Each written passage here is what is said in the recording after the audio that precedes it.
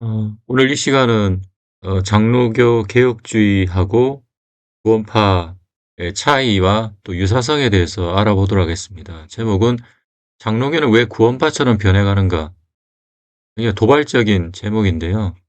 장로교하고 구원파는 차이가 있는가? 혹은 장로교는 구원파의 부모의 역할은 아닌가? 그런 관점입니다. 한국 교회 장로교는 한국 교회 한 70% 이상을 차지하고 있습니다. 100년 동안 그랬죠.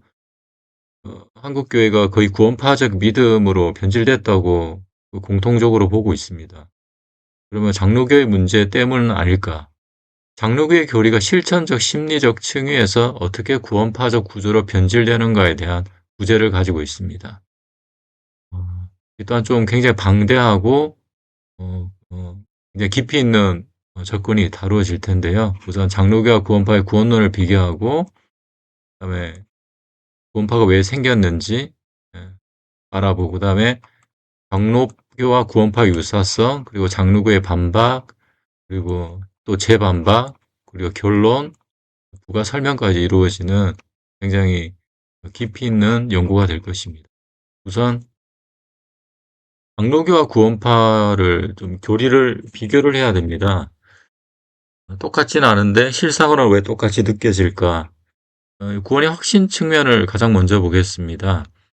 장로교는 어, 믿음, 그리고 성령의 증거, 내적 증거죠. 그리고 삶의 열매, 성화의 열매 통해서 점진적으로 확증됩니다. 구원의 확신을 그냥 주면 안 되고 점진적으로 이 세 가지를 통해서 확증을 줘야 되는데 실제적으로는 점진적 확증을 안 줍니다.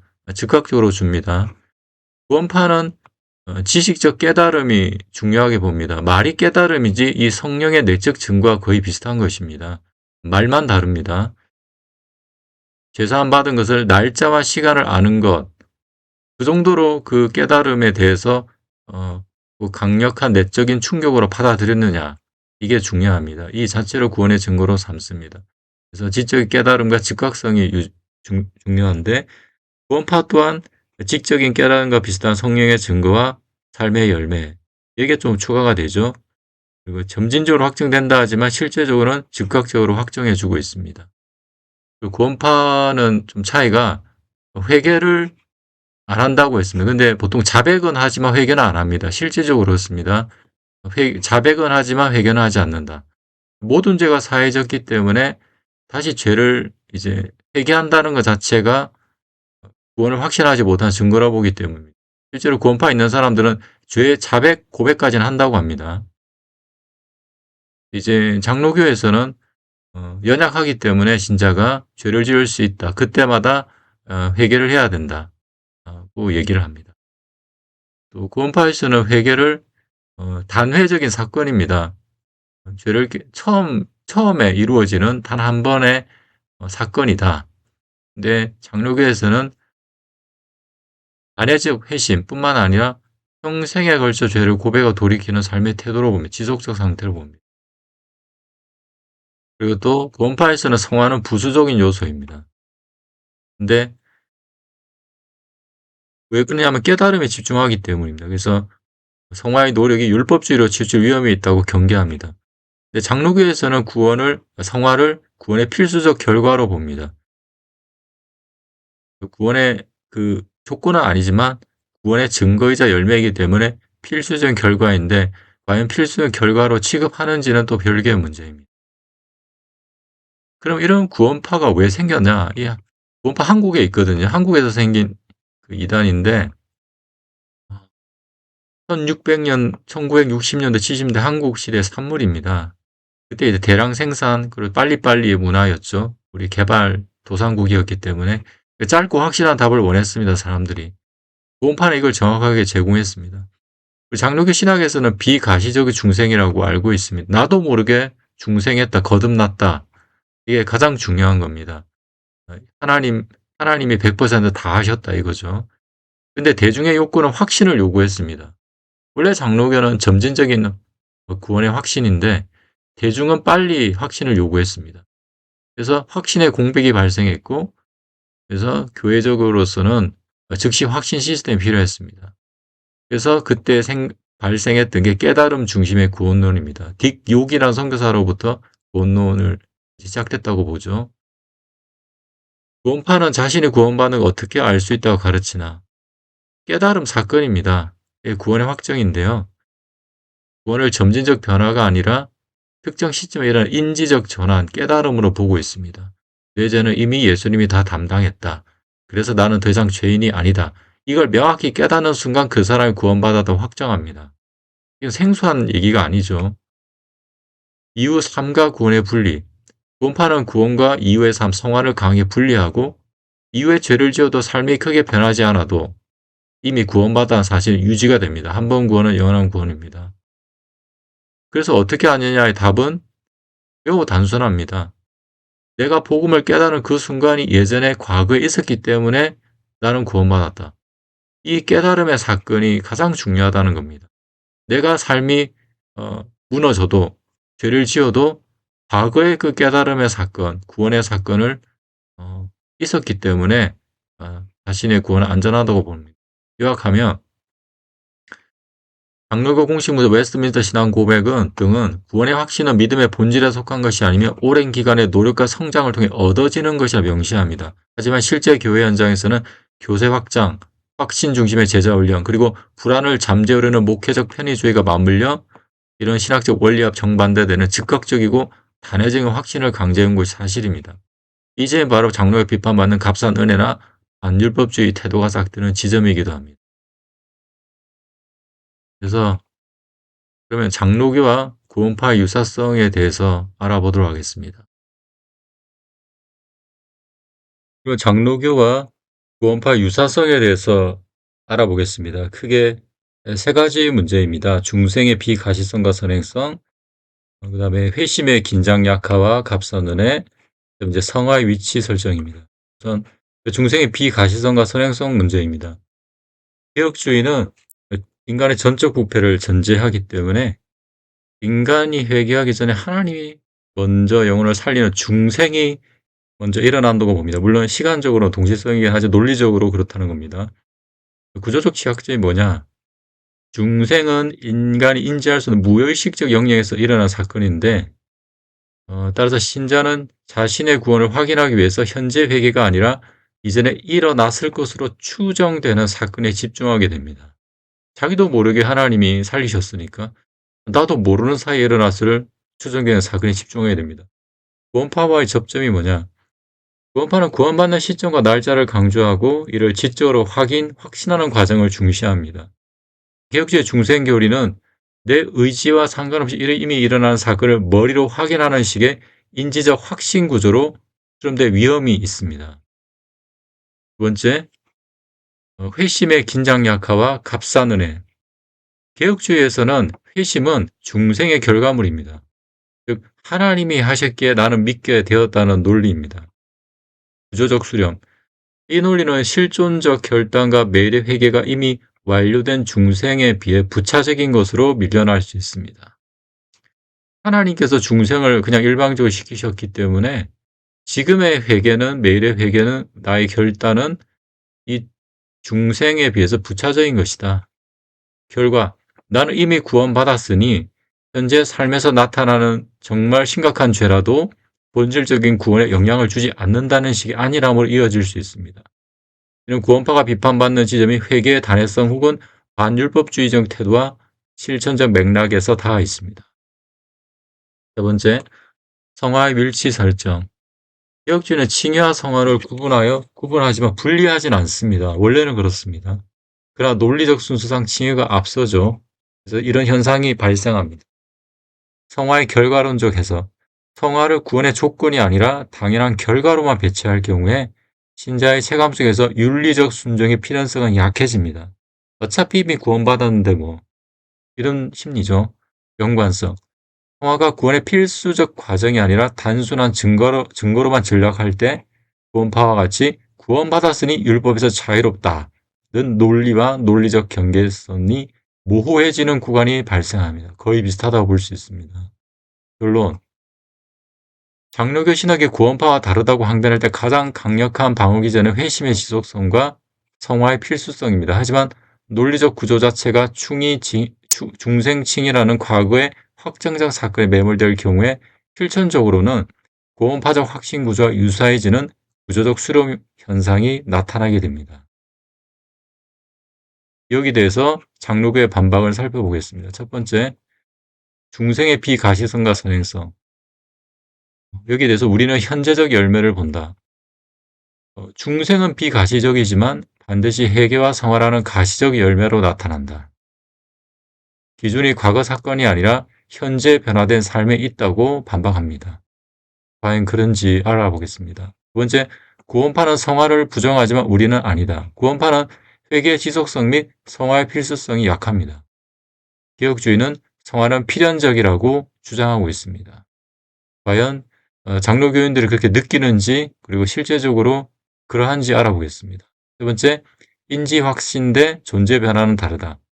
구원파는 알았다, 깨달았다, 그게 구원이다. 인지 확신을 중요시하고 개혁주의는 존재가 바뀌었다. 그래서 믿게 된다라고 인지 확신과 존재 변화를 대조적인 반대 측면으로 보고 있습니다. 과연 그러한지 알아보도록 하겠습니다. 이런 장로교의 반박에 대해서 다시 재반박해 보도록 하겠습니다.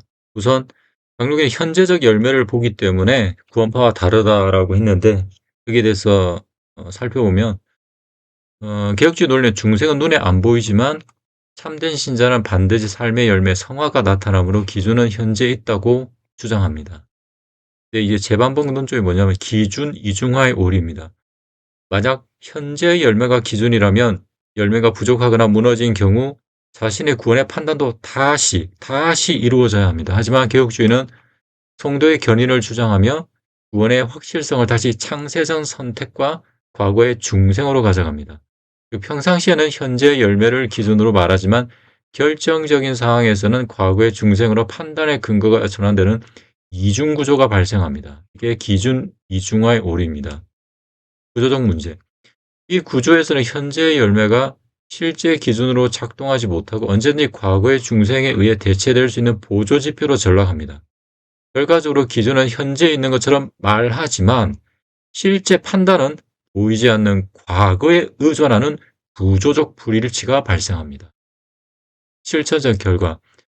결국 신자는 삶이 무너질 때 현재를 기준으로 자신의 구원을 점검하기보다 내가 과거에 정말 중생했던가를 추적하는 내성적인 탐구로 이동하게 됩니다.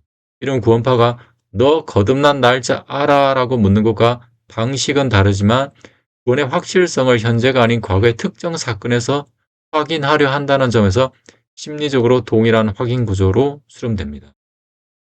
두 번째, 장로교에서는 성화를 필수적인 결과로 본다라고 했는데 성화는 그들의 논리에 따르면 성화는 구원의 조건은 아니지만 구원받은 자에게 나타나는 필연적 결과입니다.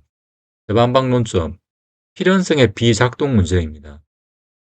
개혁주의는 성화를 필연적 결과라고 주장합니다. 하지만 실제 목회적 실전적 판단에서는 성화가 명확히 나타나지 않는 경우에도 구원의 여부를 부정하지 않습니다. 아직 드러나지 않았을 뿐이다. 혹은 결국 나타날 것이다 라는 방식으로 유보합니다.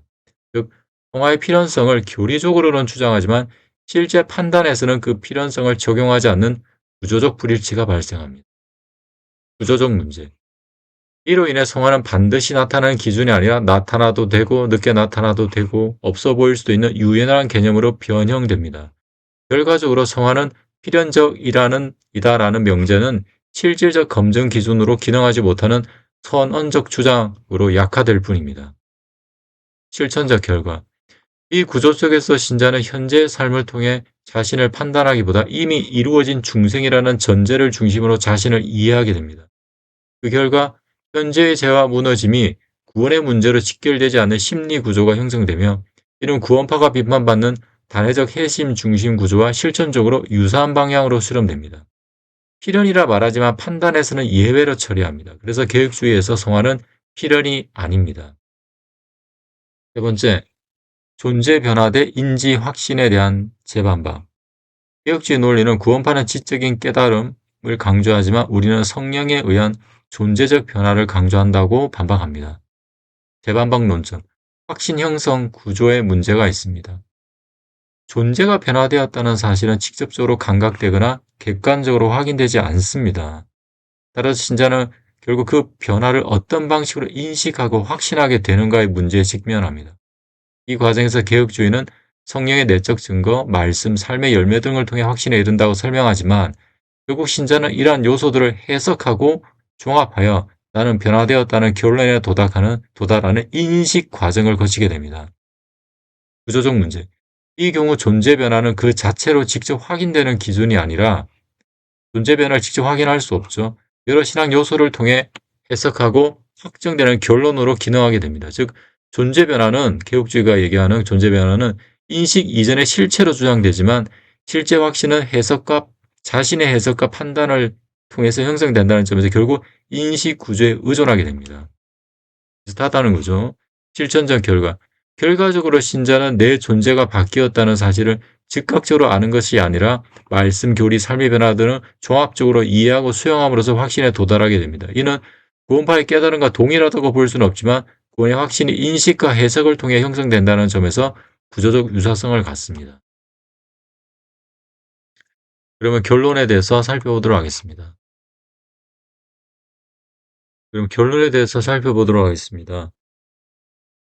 개혁주의와 구원파는 교리적 명제는 다르다. 그러나 구원의 확실성을 현재 실존적 회개가 아니라 과거의 확정적 사건들에서 확보하려는 구조적 경향은 두 체계를 실천적으로 유사한 방향으로 기울게 만드는 위험 요인으로 작용합니다. 첫 번째, 과거 기준. 개혁주의가 하나님의 주권에 의한 과거의 비가시적 중생을 강조할수록 신자는 자기 구원의 근거를 현재 변화가 아니라 이미 일어났다고 전제된 과거의 사건에 고정하려는 경향을 갖게 됩니다. 이 과정에서 구원의 확신은 현재 삶 속에서 지속적으로 검증되기보다 과거에 완료된 사건에 근거하여 유지되는 구조로 형성될 위험이 있습니다. 두 번째, 긴장의 약화.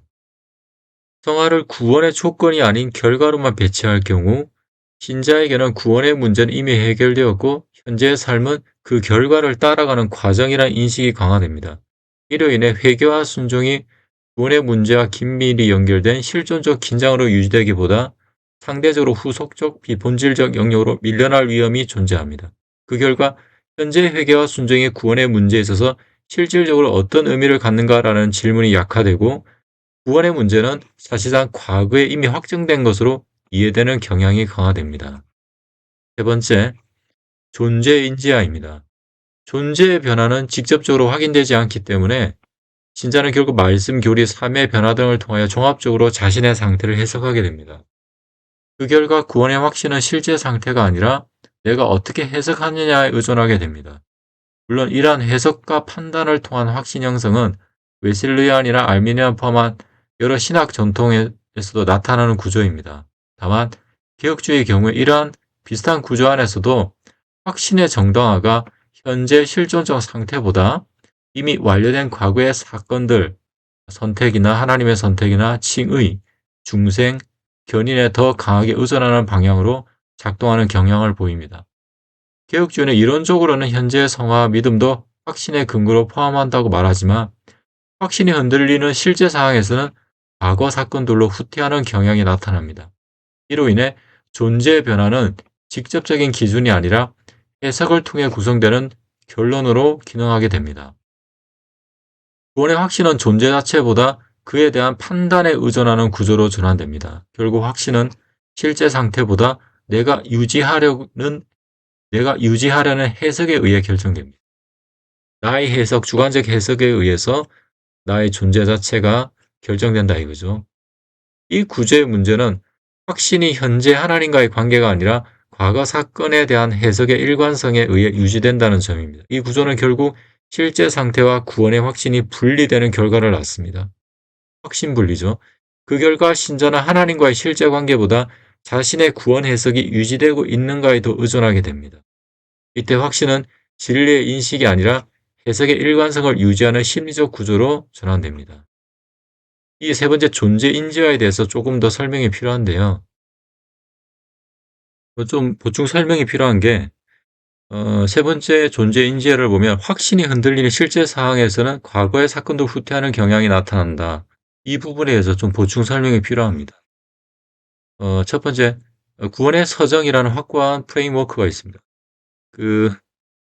개혁주의에서는 장로교에서는 구원의 서정을 중요하게 생각하는데요. 이 부분에 있어서 과거 기준이 생성됩니다. 어떤 불변성이 있냐? 첫 번째, 하나님 부르심, 그 다음에 중생시키심, 인간의 회심, 그 다음에 하나님이 칭의하심, 양자됨, 성화, 견인, 영화의 어떤 구원의 서정이라는 순서가 있습니다. 이건 너무 불변성이라서 가장 기초가 되는 중생이나 칭의는 인간의 노력이 아닌 하나님의 단회적이고 완료된 사역입니다. 논리적 기결. 따라서 사람이 신자가 확신이 흔들릴 때 가변적인 성화, 현재 나를 보기보다 이미 완료되어 변하지 않는 칭의, 과거의 사건을 확인하는 것이 개혁주의 시스템 안에서는 가장 논리적으로 타당한 매뉴얼입니다. 이 구조는 확신의 기준을 현재 신자의 상태가 아니라 과거에 이미 완료된 사건에 고정시키는 경향을 낳게 됩니다. 그래서 두 번째는 개혁주의는 하나님 중심주의와 또 단독사역이 중요합니다. 이것은 현재 배제를 압력합니다. 개혁주의의 핵심은 구원의 주권이 100% 하나님께 있습니다. 만약 확신의 근거를 현재의 나의 열심이나 느낌에 둔다면 그것은 구원의 주도권을 인간에게 일부 넘겨주는 꼴이 됩니다. 이를 방어하기 위해서 개혁주의는 철저하게 하나님이 과거에 이미 다 이루셨다는 객관적인 사실에 방점을 찍습니다. 객관적인 사실을 중요시합니다. 근데 이것은 목회적인 선택이 아닙니다. 어떤 일부 목사들의 선택이 아니라 신학적 일관성을 유지하기 위한 필수적인 장치입니다. 구조적인 장치라 이거죠. 그 결과 신자의 현재 상태는 확신의 근거에서 점점 배제되고 확신은 과거의 객관적 사건에 대한 해석에 더 의존하게 됩니다. 이 과정에서 현재 신자의 믿음과 순종은 확신을 결정하는 기준이 아니라 이미 확정된 구원을 설명하는 보조적 지표로만 기능하게 됩니다. 세 번째, 언약 신학의 구조. 이것은 과거 재확인 시스템입니다. 개혁주의는 성경을 하나님과 인간 사이 언약으로 이해합니다. 언약은 이미 과거의 십자가와 말씀을 통해 체결되었습니다. 확인의 도구. 신자가 고뇌에 빠졌을 때 목회자는 새로운 대안을 제시하는 것이 아니라 이미 체결된 언약서, 성경의 과거 기록을 다시 읽어주며 확신을 시키는 방식을 취합니다. 결국 이 구조는 하나님과의 실제 관계와 구원의 확신을 분리시키고 확신은 존재 상태가 아니라 과거 사건에 대한 해석의 일관성에 의해 유지되는 체계로 고정됩니다. 그 결과 신자는 하나님과의 실제 관계가 아니라 자신이 유지하고 있는 구원 해석에 머무르게 됩니다. 해석 중심 확신입니다. 이것은 개혁주의 신학이라는 엔진이 돌아갈 때 반드시 출력되는 결과값이라는 데 문제가 있습니다. 여기서 조금 더 살펴보면 실제 어떻게 이루어지는지 살펴보겠습니다. 개혁주의 목회자들은 이 시스템 안에서 훈련받기 때문에 성도가 흔들릴 때 다음과 같은 표준화된 대응, 스탠다드 오퍼레이팅 프로시저를 교육받게 됩니다. 목회 현장에서 확신회복 SOP입니다. 첫 번째로는 시선 돌리기입니다. 주관적인 감정, 현재 감정에서 객관적인 교리, 과거로 시선을 돌립니다. 두 번째, 근거 재확인. 나의 상태에서 하나님의 선택과 작정으로 확인을 돌립니다. 세 번째, 해석의 확립. 지금 네가 힘든 것은 네가 구원받지 못해서가 아니라 이미 구원받은 자로서 겪는 시련일 뿐이라는 식의 과거 중심적 재해석을 해줍니다. 그래서 이 표준화된 대응은 신자의 현재 상태를 직접 점검하기보다 이미 정해진 결론 구원받은 상태에 맞추어서 현재를 재해석하도록 만드는 구조를 형성합니다. 그 결과 현재 회개와 순종을 확신을 결정하는 기준이 아니라 이미 확정된 구원을 설명하는 보조적 증거로 축소됩니다. 이게 문제죠. 표를 보면 그 장로교와는 두 가지 프로토콜이 있는데 첫 번째 안심 프로토콜입니다. 이거는 과거 지향적이고 주류 개혁주의, 정통 개혁주의, 장로교에서 주로 이렇게 합니다. 거의 90%에 가까운 개혁주의 교회에서 이렇게 가르치고 두 번째 두려움 프로토콜은 현재 미래를 점검하고 이거는 이제 비주류 장로교 혹은 총교도 핵심 준비론 이런 교회에서 하는데 한 10% 정도 됩니다. 안심 프로토콜은 핵심 논리는 하나님은 변치 않으신다. 그리고 강조점은 하나님의 객관적인 선택, 이게 중요하고, 목적은 위로하는 것입니다.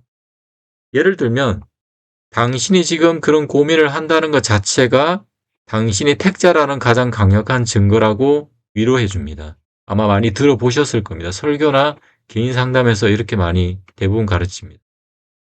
두 번째, 두려움 프로토콜은 일부 개혁주의 장로교에서 가르치는 건데, 핵심 논리는 너의 고백이 거짓일 수 있다. 너 가짜일 수 있다. 너 비택자일 수 있다. 이렇게 하는 겁니다. 강조점은 인간의 주관적 진실성. 목적은 방자한 자에게 경고하는 겁니다. 예를 들면 교회만 다닌다고 다 택자가 아니다라고 경고하는 겁니다. 이렇게 잘 얘기를 못하죠. 결국 이 구조는 신자로 하여금 자신의 실제 상태를 점검하기보다 이미 형성된 구원 해석을 유지하는 데 집중하게 만듭니다. 그럼 최종 결론입니다.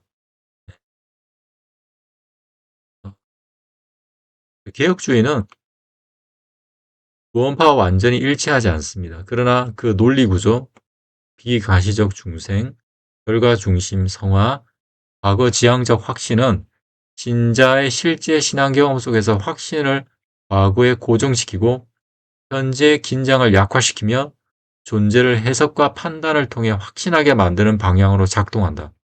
그 결과 의도와 달리 구원의 확신이 현재 실존이 아닌 해석된 과거 사건에 의해 유지되는 구조로 수렴하는 경향을 보입니다.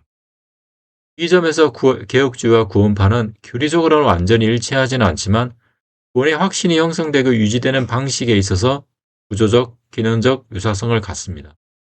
동시에 다른 신학 전통과 비교할 때 확신이 형성되는 과정 자체는 비슷하지만 그 확신이 현재보다 과거 사건에 더 강하게 고정되는 방향성에서 차이가 나타납니다. 개혁주의는 현재를 말하지만 확신이 형성되고 결국 고정되는 중심은 과거로 이동합니다. 장로교와 구원파는 교리는 다르지만 확신이 형성되고 고정되는 구조는 닮아갑니다. 그래서 처음으로 돌아가면 장로교는 왜 구원파처럼 변해가는가? 장로교 교리의 실천적 심리적 층위에서 어떻게 구원파적 구조로 변질되는가에 대한 답입니다. 감사합니다.